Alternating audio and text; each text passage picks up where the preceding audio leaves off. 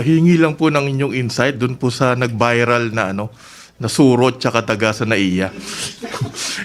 Hindi po ba to parang sinasadya to discredit the government? Lalo na po may mga kwentuhan na baka bumalik na naman yung tanimbala para lang malagay sa kahihiyan yung government natin. Ako na ho unang sasagot dyan. Palagay ko ho, may problema ho yung sa NAIA management po. Simple lang ho ang solusyon dyan eh. Meron man tayong mga pest control, di ho ba?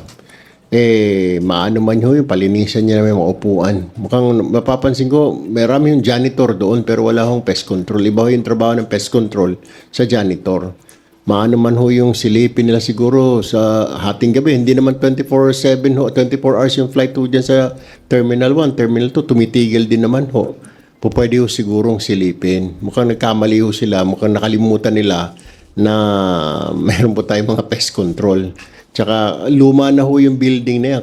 Kailangan na ho talagang magkaroon tayo ng mga ganyang klaseng maintenance.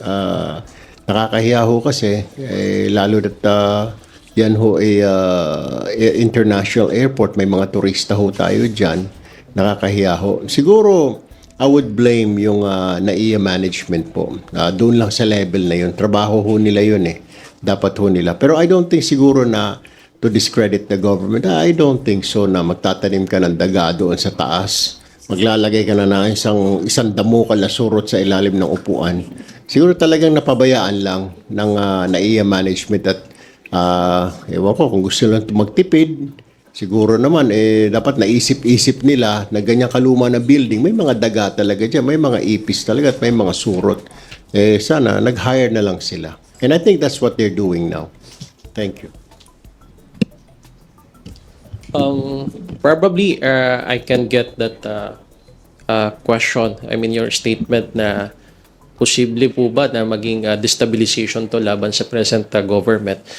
Posible po. That is my take. Of course, I totally agree with the comments of Congressman Erwin Tulfo na ito po ay kailangan tugunan ng management or mga opisyales ng NAIA.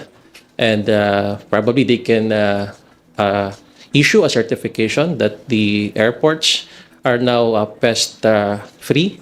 And because this will, again, put the administration into a bad light na ang airport natin, alam natin na gateway papunta po sa mga ibang bansa.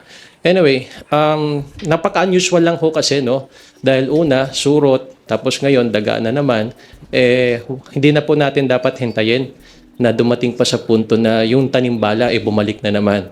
So I guess siguro meron na rin ho tayong kasamaan dito sa House of Representatives that will call for an legislative investigation with regard to this issue dahil nakakahiya po talaga sa atin. And hindi po